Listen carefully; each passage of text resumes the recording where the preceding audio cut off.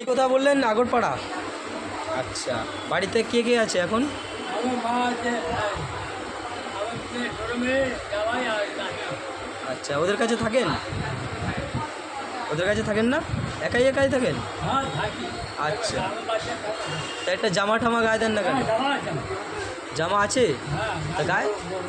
ও, কেন বলছি, লেডিস বগি তো, জামাটা গায়ে দিলে ভালো হয়। হ্যাঁ হ্যাঁ হ্যাঁ। আর লোকে তো সেটা বুঝবে না, আর আপনি দাদুর বয়সে কেউ কিছু বলবেও না, তবু নিজের একটু। তাই দাদুর বয়স হলো 80 বললেন, তাই তো? আচ্ছা, দাদুর বয়স 80। দাদুর নাম কি? নারায়ণ, হ্যাঁ, নারায়ণ বিদ্যানন্দন, নারায়ণ বিদ্যানন্দন। নারায়ণ বিদ্যানন্দন। হ্যাঁ হ্যাঁ। আচ্ছা, দাদু আগে কি কাজবাজ করতেন? আগে যে ওই টুকটাক বাড়ি চালানো, ভাজা ওইসব। তা আপনি তো ব্রাহ্মণ মনে হচ্ছে, পৈতা পড়া আছে, ভালো কাজও করি। কাজও করতেন। তো এই দাদুর নাম বললেন, দাদুর নাম কি কি বললেন একটা, আরেকবার বলেন নামটা, হ্যাঁ নামটা বলেন একবার। যা বলেন না, হ্যাঁ, বাচ্চা একাম লাগবে এরকম। নাম কি? আর বাচ্চা একাম লাগবে, আচ্ছা, ঘরে ঘরে আছি। ও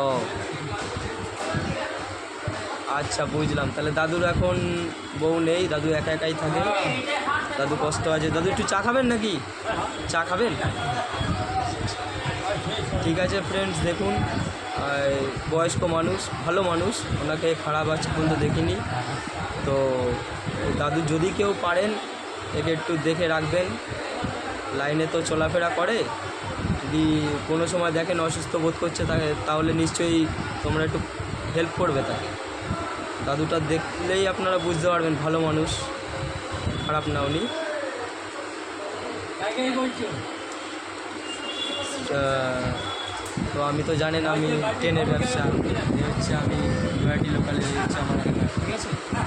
তো দাদু ভয় পাচ্ছে যে আমি খারাপ কিছু করছি কি না। তো দাদু পরে বুঝতে পারবে, পরে আমাকে বলবে না ভালো কাজ করেছি আমি।